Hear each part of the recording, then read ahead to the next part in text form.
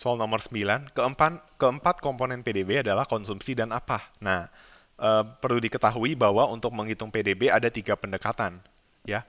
Tapi kalau misalnya konsumsi itu pasti pasangannya sama yang bukan sama yang konsumsi. Nah, berarti konsumsi itu salah satu komponen di perhitungan PDB dengan metode pengeluaran. Atau nanti kalau kalian udah belajar lebih lanjut makroekonomi, kalian baru tahu metode pengeluaran ini kita sebut dengan agregat demand, ya. Kuncinya ya dari apa yang dikeluarkan sama yang diminta itu berarti yang dikeluarkan.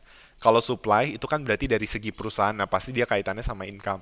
Nah, dan mesti ingat kalau PDB itu kalau pendekatan pengeluaran itu C plus I plus G plus NX, ya, consumption, investment, government expenditure sama net export.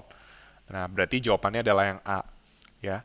Seperti itu. Nah, tapi nanti kalau ada soal misalnya bagaimana kalau pakai pendekatan agregat supply. Nah, secara ngafalinnya adalah gampang. R plus I plus P plus W gitu ya. Rest in peace W gitu ya kalau aku ngafalnya gitu. Nah, itu yang berkaitan sama penerimaan ya. Rent itu sewa, interest itu bunga, P itu profit, W itu wages atau upah gitu. Oke. Nah, jadi jawabannya nomor 9 yang A ya. Eh, yang B salah karena ada pembayaran transfer. Nah, pembayaran transfer itu memang bagian dari belanja pemerintah atau pengeluaran pemerintah nantinya. Tapi dia tetap tidak bisa dinyatakan sebagai komponen PDB. Nilai tukar asing itu juga salah. Memang nilai tukar asing bisa mempengaruhi net ekspor, tapi bukan berarti nilai tukar asing diperhitungkan sebagai PDB. Bisa dibilang dia hanya mempengaruhi ekspor impor dan itu akan mempengaruhi GDP tapi tidak secara langsung, sama kayak pembayaran transfer juga sama, dia mempengaruhi G tapi tidak secara langsung, makanya nggak bisa dibenarkan opsi B dan juga opsi C. Sedangkan opsi D itu salahnya di pasokan uang memang nanti ada pengaruhnya juga ya gitu. Jadi D sama E salahnya karena ada pasokan uang. Oke. Nah, meskipun memang yang sering keluar adalah yang pendekatan pengeluaran, tetap diingat-ingat ya, pakai pendekatan supply gimana. Ya, pendekatan penerimaan gimana ya.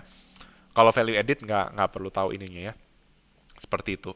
Oke. Nah, meskipun juga di soal tidak dikasih tahu bahwa ini pendekatan pengeluaran, tapi kan udah dikasih tahu awalnya konsumsi.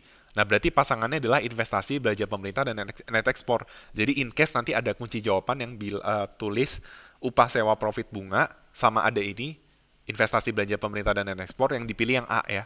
Seperti itu. Oke. Karena kalau konsumsi pasangannya harus sama yang karena konsumsi bagian dari agregat demand atau pengeluaran maka pasangannya harus sama yang itu. Tapi kalau yang penerimaan harus sama pasangan penerimaan. Karena kalau komponen ini digabung ya nanti double counting dong gitu kan. Kan harus kalau metodenya satu ya metode itu aja jangan dicampur yang kedua.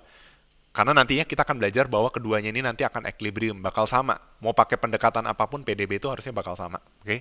Tapi kalau kita gabungin dua metode, ya itu nanti ada double counting karena ada yang tumpang tindih, oke? Okay? Sekian dari penjelasan saya, terima kasih.